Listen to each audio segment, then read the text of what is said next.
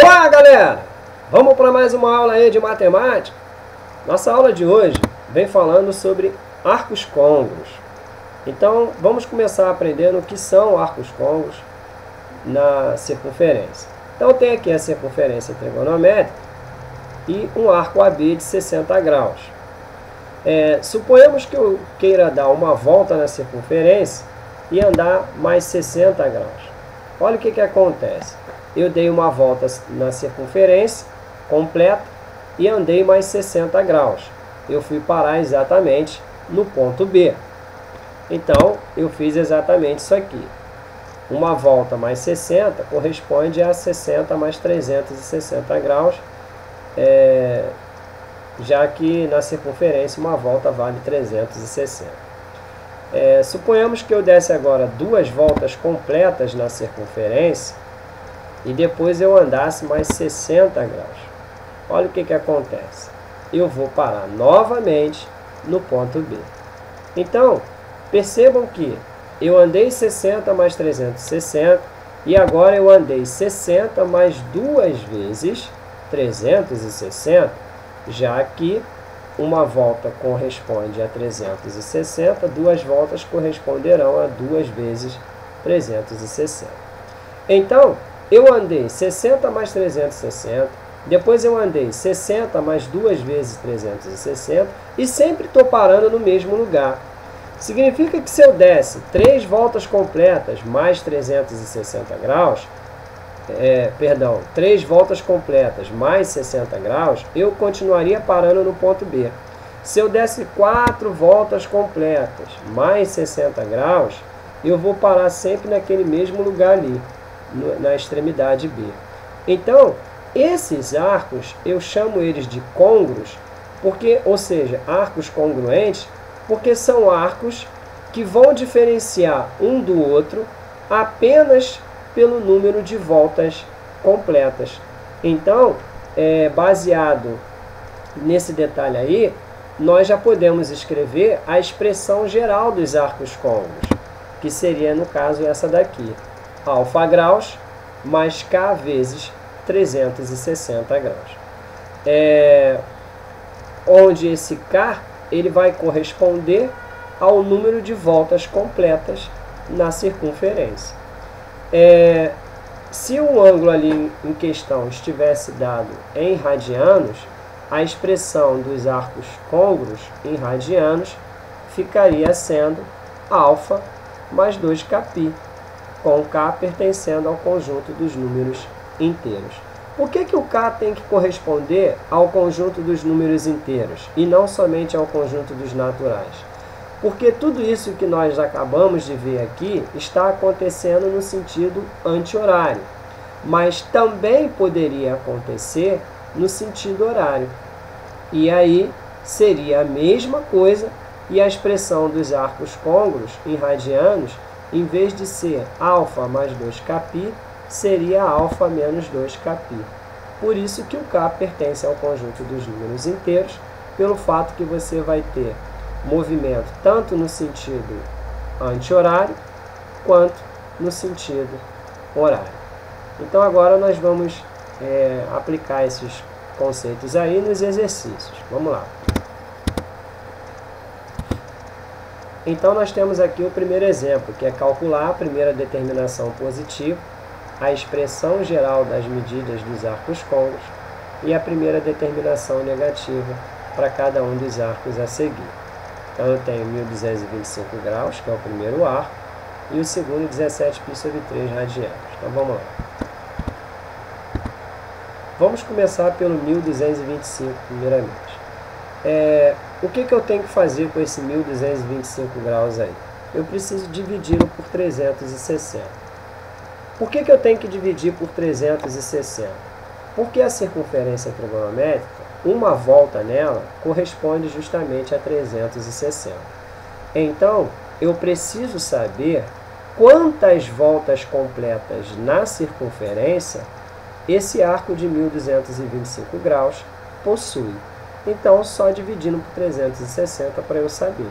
Aí, fazendo a conta, dividindo por 360, vai dar 3 e vai sobrar 145. Então, eu posso escrever 1225 graus da seguinte maneira. 1225 graus é igual a 3 vezes 360 mais 145 graus. Ou seja, percebam que o 1225 graus, ele vai dar 3 voltas completas na circunferência e vai andar mais 145 graus. Então, galera, a expressão geral dos arcos côncavos para 1225 será 145 mais K vezes 360 graus, com K pertencendo ao conjunto dos inteiros. Esse 145 graus aí, ele vai ser a primeira determinação positiva de 1225. E como é que eu descubro a primeira negativa? Basta eu pegar esse 145 e subtrair de 360. Então, o resultado encontrado, que é menos 215 graus, será a primeira determinação negativa. Agora, nós vamos fazer com 17π sobre 3 um procedimento um pouco diferente desse aí de graus.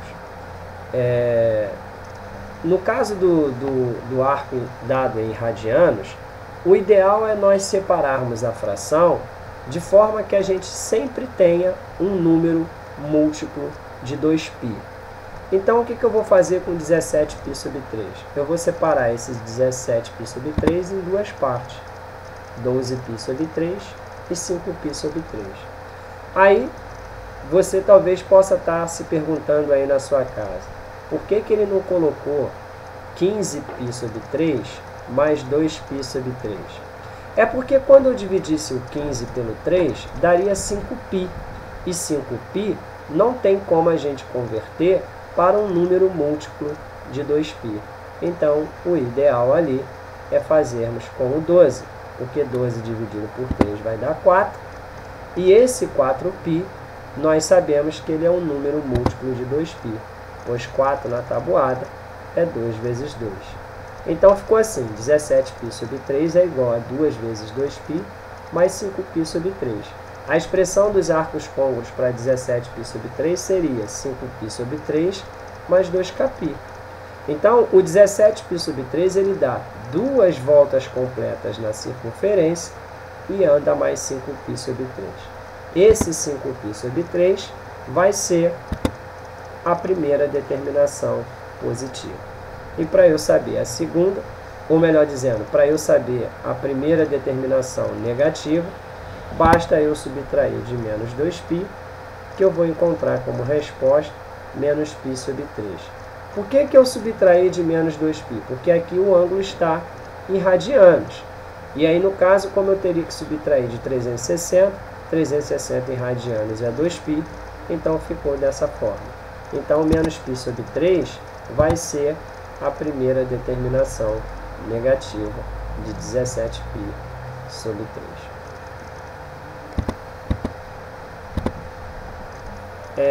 O exemplo 2 é, verifique se os arcos são côncavos. Aí eu tenho aqui os dois arcos, que é 7π sobre 3 e 19π sobre 3 radianos. Então, vamos lá. Lembrando que para que dois arcos sejam côncavos, eles devem ser diferentes apenas pelo número de voltas completas. Então, vamos lá. O 7π sobre 3, a gente pode quebrar ele da seguinte forma. 6π sobre 3 mais π sobre 3. Aí, eu dividindo 6π por 3 vai dar 2π. Então, percebam que o 7π sobre 3, ele vai ser uma volta completa na circunferência mais π sobre 3. Daí você tem até que a expressão dos arcos côncavos seria π sobre 3 mais 2kπ. Vamos ver o 19π sobre 3. 19π sobre 3 é igual a 18π sobre 3 mais π sobre 3, da onde 18 dividido por 3 vai dar 6. E o 6 na tabuada a gente sabe que é 3 vezes 2. Então, tá aí. Percebam que tanto 19π sobre 3 quanto 7π sobre 3, eles possuem a mesma equação, diferenciando apenas pelo número de voltas completas. Então, a equação geral dos arcos côncavos para 7π sobre 3 será π sobre 3 mais 2kπ. E para 19π sobre 3, a mesma coisa. π sobre 3 mais 2kπ. Então, eles são arcos côncavos porque os dois podem vir escritos dessa forma, π sobre 3 mais 2kπ. Porque a diferença de um para o outro está apenas no número de voltas completas. Por isso, eles são considerados arcos côncavos. E para fechar a aula de hoje, nós temos aqui calcular a primeira determinação positiva de um arco de menos 2.710 graus. Lembrando que menos 2.710 graus é um arco que está no sentido horário. Então, o que eu vou fazer? Eu vou dividir ele por 360 também, só que com um detalhe. De início, nós vamos ignorar o sinal negativo. Vamos efetuar a divisão como se ele fosse um número positivo. Então, dividindo aí por 360, vai dar 7 e sobram 190. Aí, agora sim, já colocando como negativo, menos 2.710, ele pode ser escrito da seguinte forma. Menos 190, menos 7 vezes 360. Então, percebam que menos 2.710, ele vai dar 7 voltas completas na circunferência no sentido horário e depois vai andar também no sentido horário 190 graus. Ok, então esse menos 190 graus, ele já é a primeira determinação negativa. E para eu saber a primeira positiva, que é o que o problema está pedindo, basta eu pegar esse menos 190 e somar com 360, que o resultado encontrado, que vai dar 170, vai ser a primeira determinação positiva.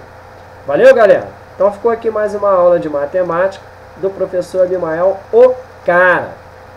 E espero que você tenha gostado da aula de hoje.